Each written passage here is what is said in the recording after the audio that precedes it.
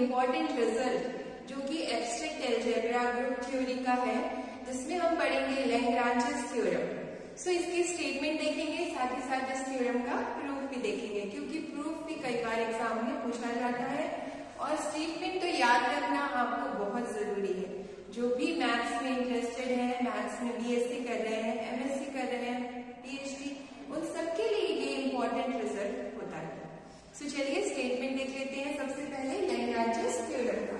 So statement है the order of each subgroup of a finite group is a divisor of the order of group. इसमें क्या हो रहा है कि एक फाइनाइट ग्रुप, ये रिजल्ट जो है ये फाइनाइट ग्रुप के लिए है, ठीक है।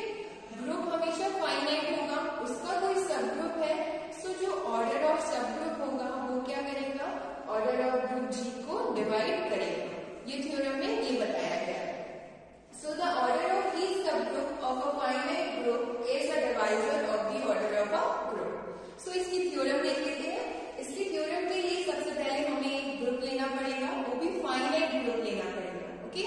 फाइनाइट ग्रुप के लिए ये थ्योरम लिमिटेशन है, इसलिए उसी में हम अप्लाई करेंगे जहां पर ग्रुप की ऑर्डर फाइनाइट होगी। सो हमने जी ले लिया है फाइनाइट ग्रुप और उसकी ऑर्डर मान ली है एन, विच इज फाइनाइट। सो अब इसके बाद हमें एक सब ग्रुप लेना पड़ेगा। सब ग्रुप हमने माना है यहाँ पर एच, और सब ग्रुप भी फाइनाइट ऑर्डर का होगा क्योंकि ग्रुप फाइनाइट है इसलिए। सो सब ग्रुप की ऑर्डर हमने ले ली है एम।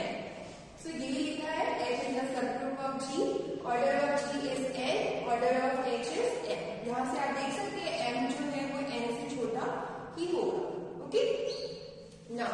अब हमें क्या शो करना है कि ये जो ऑर्डर ऑफ एच है, सब ग्रुप एच, ये एन को कंप्लीटली डिवाइड करता है, मतलब ये इसका डिवाइजर है, ये शो करना है।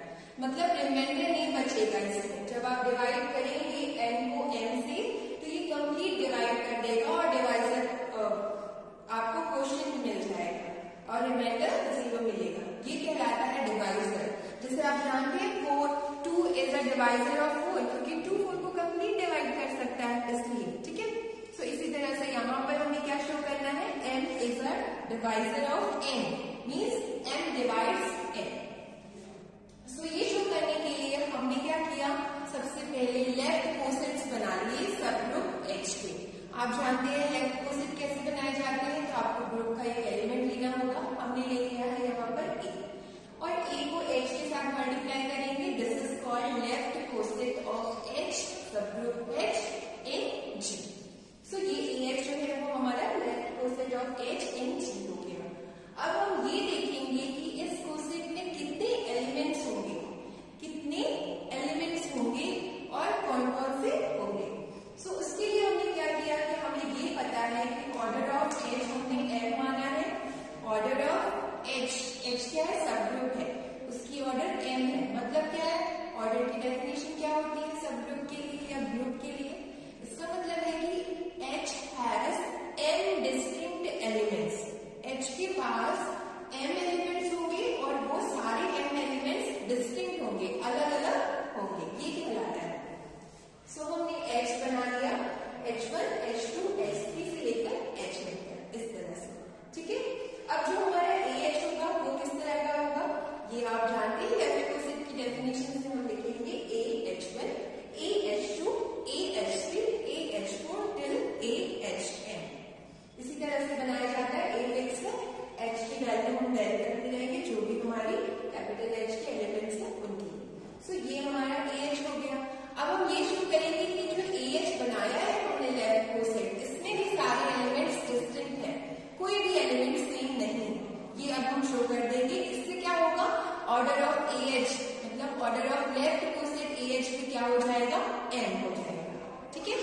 तो हम ये प्रूव करते हैं कि इसका भी कोई एलिमेंट सेम नहीं है। तो हमने कोई 2 एलिमेंट ले लिए इसके, किसके, H के। H के तो डिस्टिंक्ट है, ये तो आप जानते हैं क्योंकि ऑर्डर ऑफ H m है, मतलब H has m distinct elements. तो हमने ओके, हमने यहाँ पर ले लिया HI, HJ, 2 distinct element capital H के। तो जो A into HI होगा और A into HJ होगा, ये किसके मेंबर्स होंगे, ये लेफ्ट कोसेट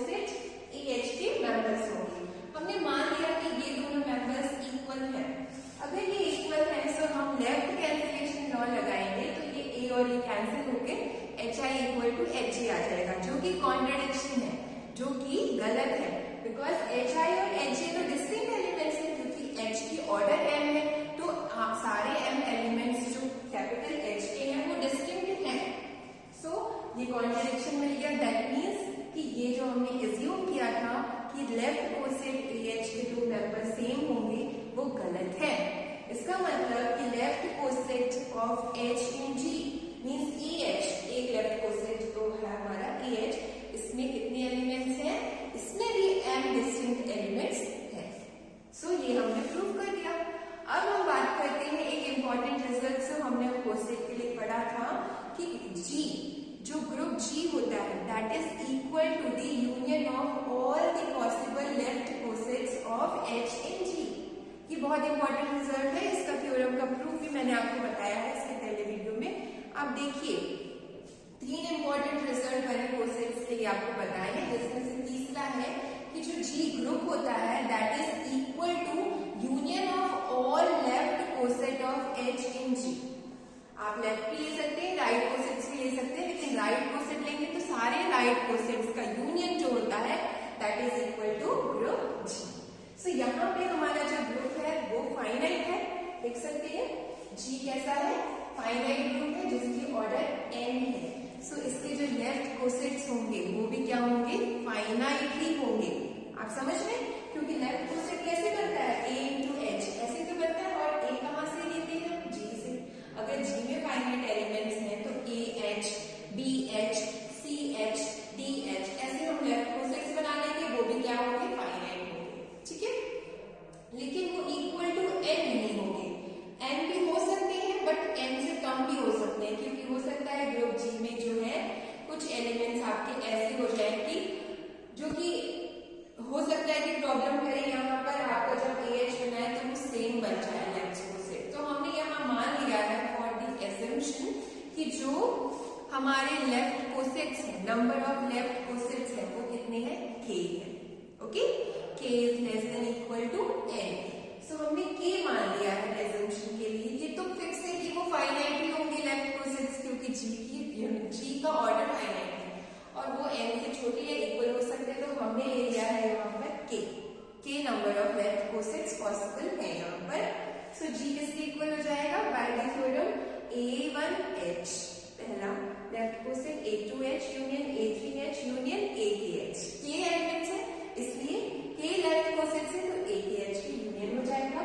अब ऑर्डर ऑफ g क्या होगा, order of a1h plus order of a2h plus order of a3h plus so on order of akh, और इन सबके ऑर्डर कितने हैं, m। अभी हमने प्रूफ कर दिया कि ऑर्डर ऑफ eh कितना है, m, because this has m distinct elements. So m हो गया, सो इसका ऑर्डर m, इसका ऑर्डर m, इसका ऑर्डर m, इसका ऑर्डर m, मतलब m k टाइम्स है, तो कितना हो गया m इंटू k। अब ऑर्डर ऑफ g कितना है, n, सो हमने यहाँ लिख दिया n equals to m into k। m को हम नीचे ले आए तो n upon m equal to k हो गया। इसका मतलब क्या है कि m is the divisor of n, means order of h is the divisor of order of g। ये ऑर्डर ऑफ h है, ये ऑर्डर ऑफ g है। सो हमें क्या मिल गया, order of g upon order of h equals to k, where k is some finite number. So यहाँ से मिल गया कि order of h is the divisor of order of g। This is the proof of the Lagrange's theorem. ये बहुत important result है, इसको अच्छे से कर लीजिए। आपको कोई भी डाउट रहता है तो आप कमेंट में पूछेंगे, मैं उसको क्लियर कर दूंगी। Thank you.